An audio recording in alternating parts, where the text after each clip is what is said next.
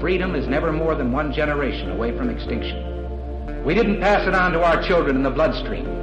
The only way they can inherit the freedom we have known is if we fight for it, protect it, defend it, and then hand it to them with the well-taught lessons of how they in their lifetime must do the same. And if you and I don't do this, then you and I may well spend our sunset years telling our children and our children's children what it once was like in America when men were free.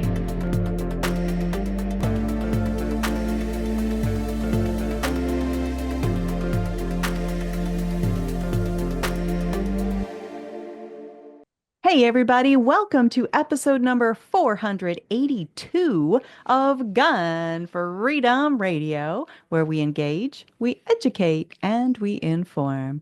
We are brought to you by azfirearmsauctions.com, where you set the price on guns, ammo, and accessories. I am one of your hosts, Cheryl Todd. And I'm the other guy, Dan Todd. Our theme today is From Memoir to Movie, and our guest is Shirley Watral. Shirley is the author of Amazon's bestsellers Heels to Holster, a motivational speaker, and a firearms instructor. She serves as a Women's for Gun Rights Florida State Director and member of the Florida Carry Board. Heels to Holster is a memoir of how she discovered the warrior inside as she survived an abusive relationship and thrived in the aftermath. To reach more victims of domestic violence, Shirley has written a movie script for Heels to Holster and has recently completed the filming of the movie. Welcome back to the show, Miss Shirley. Thank you, Cheryl and Dan, for having me on again. Seems like every time I come back, I have some more exciting news to share with you. So that's a good thing. Absolutely. Are you in the movie? Yes, I am in a cameo spot in the movie. Yes. Awesome. I was wondering that. So, why did you decide that this, sometimes when we encounter the most horrible moments of our life, we don't want to keep rethinking about them. But you committed it to paper, and then you had to revisit it to write it into a movie script, and then revisit it as the movie's being filmed. Oh, holy cow. What compelled you? What drove you to understand the power and importance of doing that? Basically, it's just regular people, survivors of domestic violence.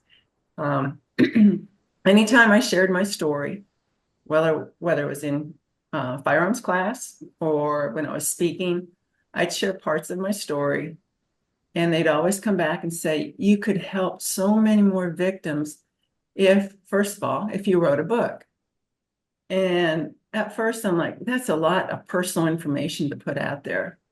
And I at times women would share their stories with me. And I'm like, oh my gosh, that's 10 times worse than mine. Mm-hmm. How can I have an impact on other victims when they're sharing stories that just astonish me? Mm-hmm. And lots of times women would come up and say, hey, you're telling my story. You need to tell more women so you can help them get through being a victim and become a survivor. So that's why I started and wrote the book. I read a lot of memoirs. I read books on how to write books. Because writing wasn't my thing in high school. Well, Shirley, there's so many people out there that are victims that don't speak out. And I think that it's needed because it teaches people how to not become a victim. That's true. And I totally understand why victims don't speak out anymore. Or I understand now why, because I've been through it. I went through this phase of feeling responsible. And then I went through the phase of, I'm going to be judged. And then I went through the phase of fear. My life was threatened. So all this kind of kept me quiet for the longest time. And then eventually, like I said, the more I got involved in firearms training, the more I got involved in Women for Gun Rights, the more I shared my story, the more women told me it would be impactful if I could share that to others, to show how I went from living in fear to finding a way to live a life of freedom. And there is a conversion for that. And for me, it was my first firearms class. So that started me on my adventure for writing the book, Heels to Holster. So that was pretty hard for you to go to your first firearms class, wasn't it? It was. I didn't know anybody. I was intimidated. I stepped into the class, and of course, back then, most of the class was made up of men. Mm-hmm. And I did surprisingly well. Actually, there was the instructors thought I had shot before at the end of the class. They told me this, and I said, that was my first time. Wow. So I guess I did really well for them to tell me that. But yeah, it was intimidating. None of my friends wanted to do it, but I felt the need to step out of my comfort zone and do that. And I'm so glad I did, because I've met so many amazing people. 2 of them are right in front of me right now. Aww, thank you. Back at you. And I've been able to help other women. I've had other women share their stories and share how my book has helped them reach that point where they can either get out of the relationship or get their life together again. So that's very touching when they do that. And when an instructor reads your book, they understand what women or victims go through, whether it be a man or a woman, and that it helps them learn to teach better too, right? That's true. A lot of my instructors are very understanding. I took a lot of classes when I became a manager of a gun club. And it's amazing how many tactical classes these hard-nosed instructors were still understanding when it came to emotions that came out when I was in class. Yes. Mm-hmm. Boy, that is so important. And, we just heard you kind of glaze over a huge arc. You had never shot before, you were intimidated, and then you just said you managed a gun club? What? Well, yeah, I guess that was. Yeah. And that's the reason my book is called Heels to Holster. I had an office job for a number of years, and I finally retired. And it was after I took my first firearms class, and I started meeting people at the range and thought, this just gives me such confidence. I mean, that first time when I left that class, I felt like a new woman. I had confidence, I had courage, I had self-esteem. I was never the same person I was before I went into that class. So when they approached me years later and said, hey, do you want to manage the gun club? Of course, I went, oh, there's a new career for me. So I retired from my office job and I managed the gun club and stayed there for a few years before I ventured off on my own as this regular instructor. That's awesome. That is amazing. And truly, when we do have people, I am not a firearms instructor, but I've talked to so many that are super skilled at what they do, and they do understand that relational piece, that heart piece, to understand that, yeah, shooting is super fun and all those things, but there are some people that they have so many layers of trauma to get through, to even get them to the range. And, that maybe the first time they pull that trigger, there's going to be a lot of emotions that are expelled right along with that projectile, right? That's exactly true. I've had a number of women that are scared to death to touch the gun, and I have to take it slow with them, be understanding, one step at a time. And then I always love it when I see that look of satisfaction. Oh my gosh, I just shot my first round. Oh my gosh, I hit the target. And then it just explodes from there. They're just, you can feel their energy all of a sudden has switched from fear and scared to being courageous, to feel like they accomplished something. So I always love that. That's why my focus is on training women. But I do train men as well, but training women because I see that look and I know those feelings. I've been there and done that. And it's just so rewarding for me to continually see that. And it keeps me motivated to keep teaching as well. That's fantastic. And I just love how you just kind of lean into the next challenge. And so, you had written the book, right? So you're like, you could be like, okay, I did it. It's out there. But then you end up, okay, now you got to rework it to make it into a script for a film. First of all, how did that even come about? Did you seek it, or did somebody read your book and go, this needs to be a movie, or was it a little bit of both? And I, then what's the yeah, main difference? I never seeked it. I guarantee I did not want my story as a movie. It was one thing to put it out as a book, but it's that those same people, they'd read my book and they'd come up or they'd contact me and say, you could reach so many more women if your story was made into a movie. And I'm like, yeah, no, I don't think so. And it took me the longest time for people I didn't even know that read the book that approached me, or people that I was speaking to came and said, you need to think about writing a script for this. This needs to be made into a movie. Think of all the women you could save their lives. And I think that's what hit me, that I could possibly save lives by putting my story out there, because I never saw that coming. And so I started doing a little research, got some books on how to write a movie script, and just went from there and just put my head down and here we go again. All right. It was kind of like, I got to the point where I figured God brought me through this horrific time in my life. My life was threatened, and it's by the grace of God I'm here today, that he must want me to do more than just sit on this story. So that's why the book started, and then that's why the movie started. Because, I said, okay, that's the next step. So you're leading the way, because this girl doesn't know how to write a movie script. So, that's what started my journey into trying to figure that out as well, which was totally different than writing the book. And so, like, what are some of the key elements that are different? Is it because you're writing dialogue instead of like an overall narrative, or how does that break down to be different? You hit the nail on the head there. A book is all about words. A movie is about pictures. So you want less words and more pictures when you're writing a script.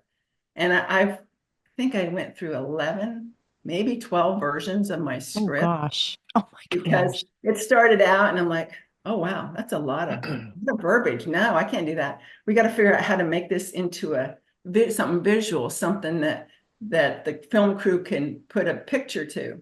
So it was a lot harder, a lot more challenging. And also it was challenging because I had to keep the audience's interest. If I just told my story the way it was, I'd probably lose you halfway through. So I had to tell it in a way that got the point across. And maybe it wasn't like exactly, it's based on the true story, but at some point you have to say, okay, how can I make that point and keep the audience interested? And that was kind of tough for me because, I just wanted everything to be black and white. This is my story. This is how it goes. But at that time, I'm like, oh, that's kind of not going to work anymore. So I also watched a lot of movies, a lot of true-based movies. I read a lot of the books that go with it. And then I started to understand that how you put your story into a film and keep the audience interested. Let's see your book. I was saying rookie mistake on my part. I own this book. I think I own more than one copy of this book, and there's probably one somewhere on the shelf behind me, but I left mine at home this morning. Would you hold it up for our audience so that we can see the cover? There it is. And how clever is that? Oh, can I show you something? Yes. I've ever showed you this. Okay, so here we have heels, legs, holster. Now we have a woman in a pencil skirt. Right? How clever. I love it. Did you make that up? I did not. And I don't even know if the woman that designed it did it intentionally, because she never told me. She sent it to me and I'm showing it to one of my friends and I went, oh my gosh, look, I'm looking at it upside down. I went, oh, that's so perfect. But that's the same, the movie's going to be called the same thing, Heels to Holster as well. When is that going to come out, Shirley? I don't know for sure, but I have talked about if it's done prior to October, I want to hold it till October because that's Domestic Violence Awareness Month. Okay. And that just seems like an appropriate time to release that. So most of the audience that haven't heard about Heels to Holsters don't know the story. So this is about domestic violence attacks. Yes, it was someone that I was dating. I wasn't married to, I was dating. And his behavior escalated to being more controlling, to, following me. And I saw the red flags, and then I was like, I need to get away from this. So I did what Shirley does. She doesn't like to make waves. So I tried to pull away gently and, oh, let's just be friends. And I think that kind of aggravated him more. As the more books I've read, they tell you not to do that. But he did talk me into coming to his house one last time. And that's where he held me prisoner for 15 hours. And it was just, stay on the floor, don't get up. I couldn't even go to the bathroom by myself. I really thought I was going to either die there or become his slave. And at one point, he actually did bring out a gun, put it on the bed, and I went, you know what? If I'm going to die, I'm going to go out fighting. So from the ground, sitting on the ground, I jumped up to get to the gun. And I thought, if I could just fire one round, this is before I knew anything about guns. All I said was the gun, you press the trigger, it goes bang, right? So I did get to it first, and I pressed the trigger, and he's laying on top of me, and there was nothing, no noise, because I thought if I could just fire that one round, Yes. the neighbors would hear, they'd call the police, nothing. And then I thought, okay, so we're just going to fight our way out. So he's on top of me. I'm taking the gun, trying to hit him with the butt of the gun on his head. He's wrestling with me. He's biting me. And then he tells me that he has a contract out on my parents. Oh. Yeah. So now you've taken my life, threatening my life, to threatening my parents, who I love dearly. And I said, whatever you want, just cancel the contract. And I gave up. And just like a light switch, he changed and said, okay. Oh, wow. Yeah. And that was even crazier. It made me like, what just happened? Was this all a bad dream? But yet my bruises and my whiplash from my hair being pulled, I knew it wasn't a dream. But yet I'm like, how can a person change like that? Just like a flip of a light switch. Okay. And then he did let me go. Wow. From there, things did escalate. And I think it has a lot to do, because what they tell you to do, fill out a restraining order. And I thought, I'll move in a gated community. They're safe. I have a guard outside the community. I'll be safe. So I did both of those. And I think in my heart, that just pushed him over the edge. He fought the restraining order. And when he lost that, that's when he started planning ways to kill me. And it just so happened one of the ways to do it involved talking to an informant for the sheriff's office. And that's the only reason, like I said, I'm here today, is because of the one person that he talked to. Otherwise, I'd never have known. That is wild. I'm Shirley. so sorry that you went through that, but you're going to be able to help so many people that, a lot of people are in abusive relationships that don't even know it, because the one that abuses teaches them that this is normal. And so thank you very much for that. And I just hope that that the movie is a real lesson for people to follow instead of Hollywood drama. And from what you sound like, it sounds like it's going to be a good lesson for people. I mean, that was my goal. My goal for putting out the movie is, one, educate people on domestic violence.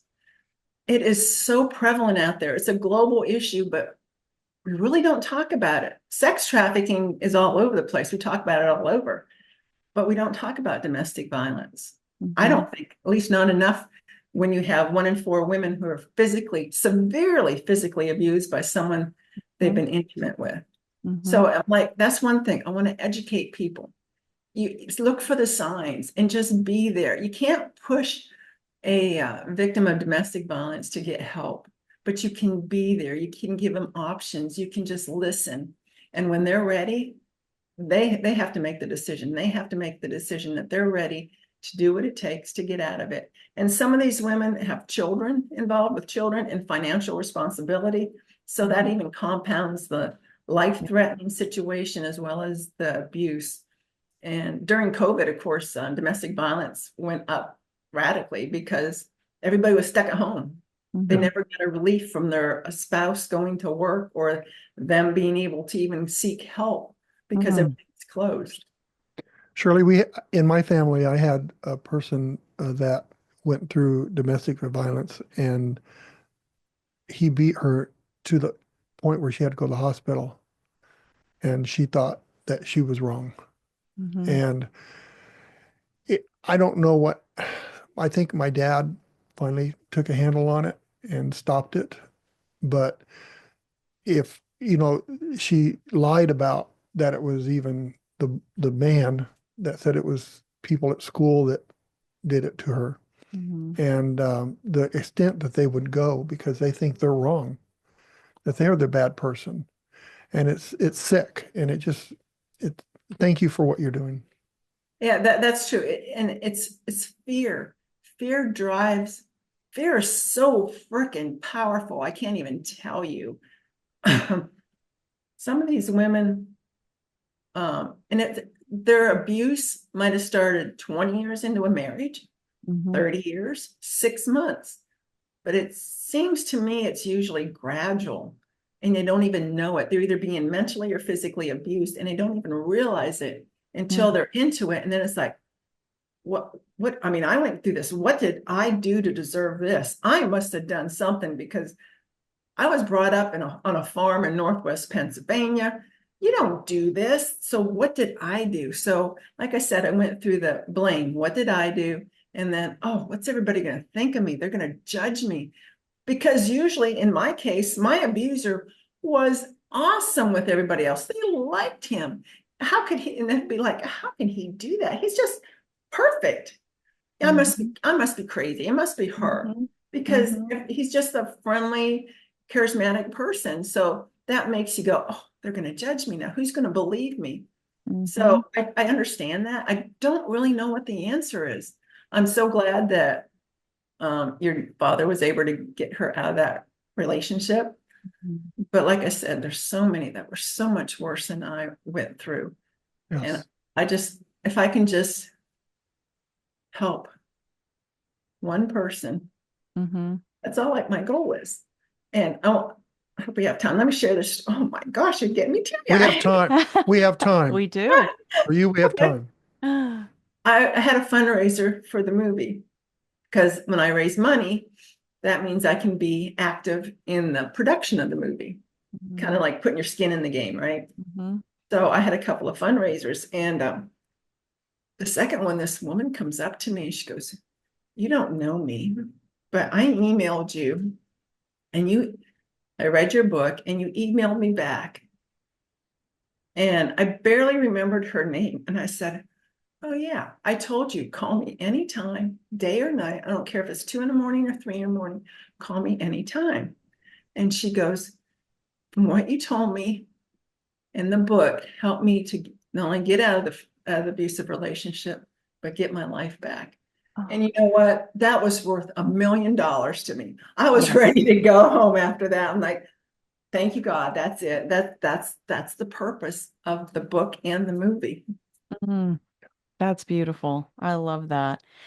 So, speaking of the movie and the vehicle to put the movie out there, like is this going to be a big screen thing? Is this an Amazon production, a Netflix? Like where are we going to expect to find this movie when it comes out? Well, the movie is produced by JC Film Studios, and they have their own platform. But also, you'll find some of his movies on Amazon and Hulu. So my goal is to get them on Amazon, at least Amazon and Hulu. And also, I'm looking around locally to see what it would take to rent a theater and have it played for a couple of days in a theater. Because I'm told sometimes they'll play movies that aren't Hollywood for a day or two. And then if it pulls the crowd, they'll keep it there. So that's my goal. We'll see. That's my next venture, is kind of marketing it and talking to people, maybe even getting to film festivals. I don't know anything about them, but hey, maybe someone in the audience does and they can contact me. We have some theaters here in town that we've gone to that they had one on child.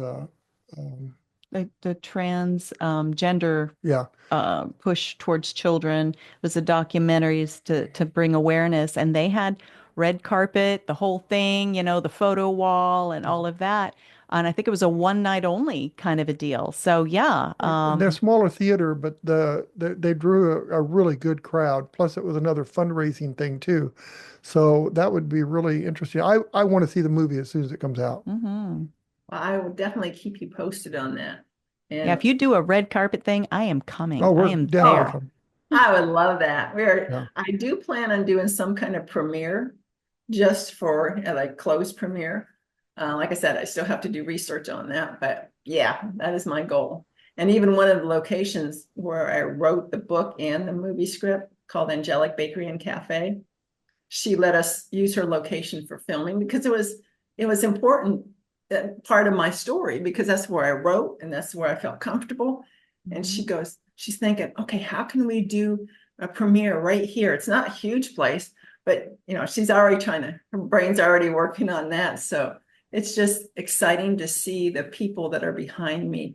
And that helps to keep me going, because I will tell you, the filming of this was not only exhausting mentally and physically, because it was 11-hour days and a lot of the stuff happened at night. So I'm a morning person. So I still get up early in the morning and then I start filming at 11 to 11 or 12. And I'm like, yeah, I was pretty well beat after 11 days. That's amazing. I don't know how they did. The crew was amazing. They gave it their all. Even the actor and the actress, when they did this was the hardest part for me. And I was so grateful that my nephew and his wife were there. Oh my gosh, I'm so sorry. Oh, you're fine. Because we were reenacting the fight to get away. And at one point I said, try this, trying to make it, because that's what happened. I was trying to make it as close to what happened as I could. And the actor, he was like on top of me. This is when I went for the gun. And it was like I was fighting for my life. Thank goodness I didn't, nobody was hurt. But yes. All of a sudden I'm like, oh my gosh, stop it, Shirley. And I'm like, oh crap. It just, I guess it took me back, and I wasn't expecting that. Yeah. And so then after they did all the filming, they were showing it on these little monitors, and I was watching it, and I was oblivious to who was standing around me. And somebody took a picture, and the whole crew was just focused so hard on that monitor and what was going on. It was unbelievable. And when I saw the picture, I went, oh my gosh. Even the kids that are 20 years old were doing the best they could to make this the best movie they can. Because there was a couple that were pretty young, but they were good at what they did. Wow. You're giving me goosebumps even thinking about that. So can you tease who is in this film? Oh, yes. Jana Lee Hamblin. Oh my gosh, I forgot Tim's last name. Oh, shame on me. Oh, Tim, what's your last name? Oh, forgive me. Yeah, but she played my part in it. And it was hard. I had to remind myself, this is your story, because that wasn't me. I'm thinking, okay, this is my story, but who is she? And it was kind of weird for a while. And then I think she even grew into the character, because all of a sudden she was more like me. And at each scene, I give my input. I said, well, this is how I felt during this. This is what I'd like to portray. And they did the best they could to put it in. Like I said, everything's in the pictures. It's not words. So they did the best they could to do that. Sometimes they say, Shirley, we can't make that happen. And I go, okay, well, that's all right. Movie magic only can go so far when you don't have a huge budget. But they did everything they could. That crew worked endlessly, and yeah, they were awesome. But yeah, she did a great job. And Tim, he was the abuser. He went from dating me to, that little light switch that went off to wanting to kill me. But yeah, I think it was what really brought it home, like I said, was they put so much energy into the fight to get away. I don't know how many takes we took, but after like one or two, they said, we need to breathe. We need to regroup. They were so into it. It was taking their mental and physical energy away from them. So I know they gave their heart and soul there for sure. Oh, wow. Can I ask Shirley, I don't know if this is proper, but what happened to the attacker? Oh, yes, you can ask. He's no longer a threat. He is no longer with us, not on Earth. Okay. He did time. But something it was years later, and a friend of mine who I met through the firearms community, because they're just so awesome. And I said, hey, can you check to see where he is? Because I thought, well, it'd be kind of nice to know, right? They're not years later, they won't even keep you up on where your attackers are or their views are. So he did. And I remember, just like it was yesterday, driving down the road in my G37S convertible, just having a good old day. And he called, and I had him on speaker, and he goes, well, he had a rough life and he is dead now. I never realized how much of an impact not knowing had played on me, because it was like this huge weight had just been lifted off my shoulders. Sure. And all of a sudden I'm like, oh my God. And I was smiling and I just felt light and airy. And then I went, oh my gosh, Shirley, someone's dead and you're happy. And so I fought with that for a little bit, but I remember that feeling because I had no idea what impact that still had, not knowing where he was or what had happened. So I'm very grateful for my friend that did find that out, because it did provide me. I'm excited you were happy. Okay. Because that's the other thing. I mean, again, you feel guilty. Why should you feel guilty for somebody that put you through that? It was his decision to do that. And so be happy and smile and don't, free. Yeah, Be free. free. Fantastic. Yeah. Wow. Well, thank you so much for all that you have given to us. Show us the cover of your book one more time. And as we go out, please tell folks how they can follow the work that you continue to do. You are a firearms instructor, that they can stay tapped in for when the movie comes out. We're sitting in the studio today on May 13th, 2025. And so flash forward in the future, because this will live on the internet forever. Maybe by the time people watch this for the first time, the movie will be out there. So tell us what you can tell us about how we can all follow you. Well, the book Heels to Holster is on Amazon if you'd like to read that. My website is Shirley Watral, WATRAL.com. I have additional Facebook pages now, Heels to Holster, Instagram and Facebook, which is primarily the movie. I try to keep as much movie stuff there as possible.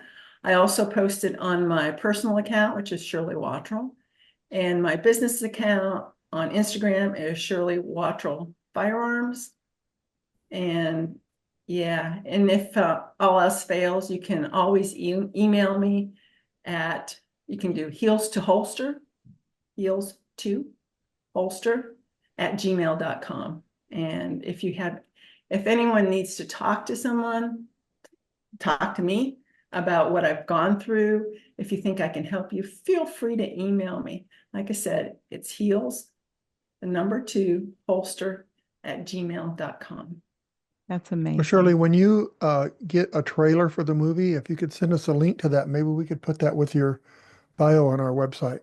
Oh, I'd love to. I'm excited to see that too. Yes. There's so much happening. I'm just trying to recuperate now and then get my bearings and start all over again. Yes, for sure. Fantastic. Well, thank you so much for all that you do. And we appreciate you, Miss Shirley Watral. And thank you both for inviting me on the show. And making me a part of your family. Thank you. And that you are. All right. Well, bye-bye and God bless. Bye. Bye-bye, Shirley. I want to see that movie. I do too. I feel so bad that there are people out there that are going through some things like these things. It shouldn't have to be that way. It's true. And you think about, that's somebody's daughter, and there are men who are abused as well, Yes. right? That's somebody's son, that's somebody's Yeah. daughter. And so if we can help share information like this and help people be more knowledgeable, more just prepared. Like the recognize- sign behind me says, I am my own first responder. Right. In all the ways that that's true, we want to be sure that we're passing that along to the next generation.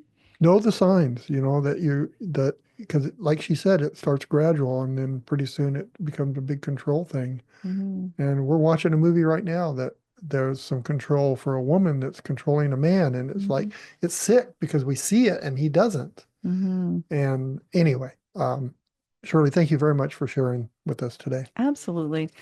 Well, my goodness, thank you also to our audience that spans the globe. Everywhere there's internet, we have viewers and listeners. And when you spend your time with us, seeking out these subject matter experts, it is everything. And we appreciate you so much. If you want to share this video or go back and watch this video, find your favorite video platform, whether it's YouTube, Gunstreamer, Rumble, the OpsLens smartphone app. And then when you get there, click the notifications button and the subscribe button. And that not only gets you our latest episode the fastest, but it also tells those platforms that this is content that you value, that you're sharing with your neighbors, right? And that gives us that hedge against a cancel culture that unfortunately is still out there. And an episode like this, why wouldn't you share it? There may be your friend next door or your high school daughter's friend that's going through these things, and share it.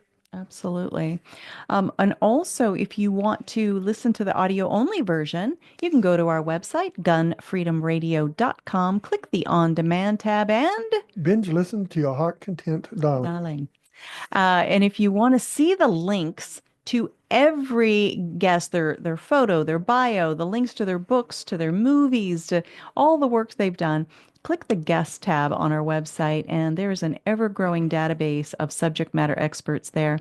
And when you spend time there, we don't hate that. All right, we want to show some appreciation to the organizations and the companies that support the work we do. We all walk around with these handy-dandy tools in our pockets, in our hands. I am forever taking a selfie somewhere, right? And my selfies now are powered by patriotmobile.com. That is our newest affiliation. We're very proud to be affiliates of patriotmobile.com. And if you go there, put a /GFR for Gun Freedom Radio. And that will get you 1 free month of service. And it also gives us a tiny portion of every dollar you spend there to help fuel the work that we do. And they'll help pay out some of your contract too. They will do that. It's easy to convert over. And every dollar that you've been giving Keep the same number too. I'm sorry. Absolutely. That's so important. Yeah. Every dollar that you spend with the other companies, they are using those dollars to work against our freedoms. Patriot Mobile stands for all the same values that every freedom-loving person values. So why not support them? You're going to be using the same towers with the same signal strength, working with amazing people, and supporting American jobs on American soil and the work that we do. So patriotmobile.com /GFR. Another company that is supporting American jobs on American soil is an invitation-only shopping network called patriothousehold.com /GFR. So all the money that you spend in those big box stores for the things that you clean your house with, clean your body with, your hair with, or your dishes with, right? You should go to this organization, patriothousehold.com/GFR. Spend your money there, right? You're supporting American jobs. You're supporting the work we do. We get a small portion of everything you order. You can set your order online and forget it. It shows up on your doorstep. Could not be more convenient. And every product we've ever gotten from there has been the highest of quality. The steaks are amazing. Yes, even steaks and hamburger from Riverbend Ranch. Delicious. And you don't have to go to the grocery store, which is an extra bonus, right? All right. Also, our good friends who have created this product, LockedInGrip.com, a liquid shooting sports chalk, as it is heating up outside. It is harder and harder out on those outdoor ranges to maintain your grip when your hands get sweaty. That's a thing. It happens, right? So for a safer, faster grip, LockedInGrip.com. Get some for yourself and your favorite shooting buddy. And finally, those of us that are trained and prepared for a self-defense encounter, we pray we never have a self-defense encounter. But if you do, it is not like the movies. You will encounter the legal system. You will need an attorney on retainer. Our family, in full disclosure, is a client of attorneysonretainer.com, and we recommend that whatever your tool of self-defense might be, could be a gun, could be a knife, could be a rock, you don't know until you are in that situation that, of course, we all pray we will never be in.